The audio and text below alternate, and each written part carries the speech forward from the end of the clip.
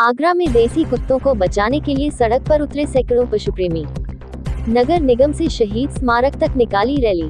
देश की शान देसी श्वान, गली गली में नारा है, देसी श्वान हमारा है।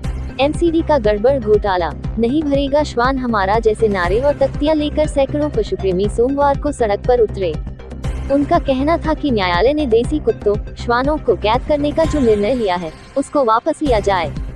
पशु प्रेमियों ने नगर निगम से शहीद स्मारक तक रैली भी निकाली। देसी कुत्तों के संरक्षण का काम करने वाली संस्था कैस्पर्स होम ट्रस्ट, पीएफए, जीव आसरा संस्था, रुद्र एनिमल वेलफेयर आदि संस्थाओं के सदस्य व अन्य पशु प्रेमियों ने प्रदर्शन किया। कैस्पर्स होम की संस्थापक उन्होंने कहा कि जिस तरह आगरा नगर निगम पशु प्रेमियों के साथ देसी कुत्तों के लिए कार्य कर रहा है, एमसीडी को उससे सीख लेनी चाहिए। कुत्तों को कैद में रखना समस्या का हल नहीं है।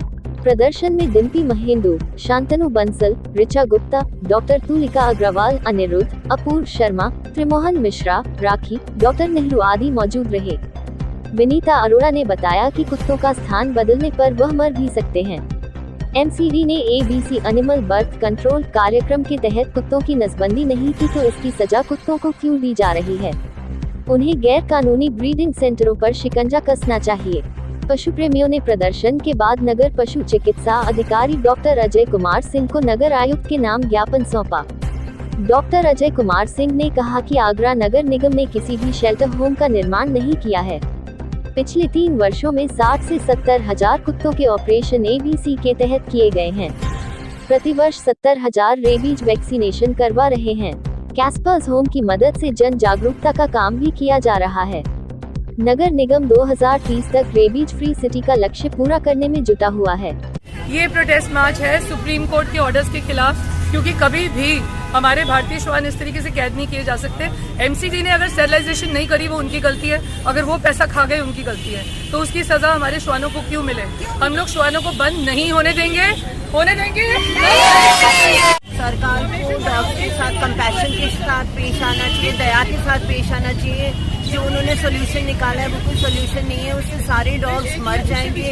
अगर इनको अपनी लोकेलिटी से दूर किया जाता है तो ये लोग बहुत एक दूसरे से लड़के मर जाते हैं, खाना पानी छोड़ देते हैं। मेरे घर पे मैं अगर कोई लोकेलिटी डॉग को घर पे लेके आती हूँ ट्रीटमेंट के लिए, वो इतने कंफर्ट में रहने के बाद भी खाना पानी छोड़ देते हैं, सिर्फ इसलिए कि उनको उनकी लोकेलिटी से दूर कर दिया गया है। जबकि हम अपने घर में एसी में रख रहे हैं, खाना भी अच्छा दे रहे हैं, सब उनका केयर कर रहे हैं, लेकिन वो लोग दुखी होते हैं घर में आने के बाद भी, क्योंकि वो जिस लोकेलिटी में रहते हैं वो वहीं रहना चाहते हैं। अगर उनको वहाँ से दूर किया तो वो सब मर जाएंगे। आज आपको ज्ञापन दिया गया है, क्या कहना चाहेंगे इस विषय पे, क्या चीज़ है? जो आगरा नगर के जो एनिमल लवर्स हैं उनका एक कंसर्न है कि जो रिसेंट माननीय उच्चतम न्यायालय का निर्णय है उसके क्रम में कहीं ऐसा ना हो कि आगरा में जो स्ट्रीट डॉग्स हैं उनको नगर निगम के द्वारा उठा के इसी शेल्टर होम में भेज दिया जाए।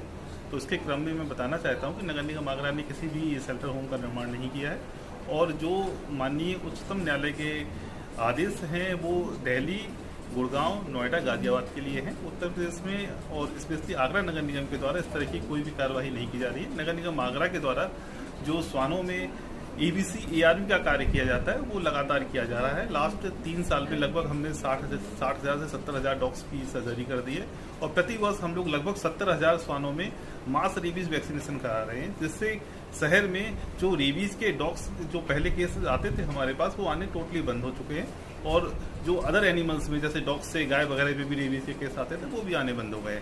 तो नगर निगम आगरा के द्वारा एबीसी आरबी और मास रेबीज वैक्सीनेशन का कार्य किया जा रहा है। साथ में ही कैस्पर होम की मदद से जन जागरूकता का भी अभियान चलाया जा रहा है। तो उसकी वजह से जो मैन एनिमल और मानव श्वान कन्फ्लिक्ट है उसमें काफी कमी आई हुई है, और नगर निगम आगरा इस प्रोग्राम को आगे इसी तरह से बढ़ाता रहेगा।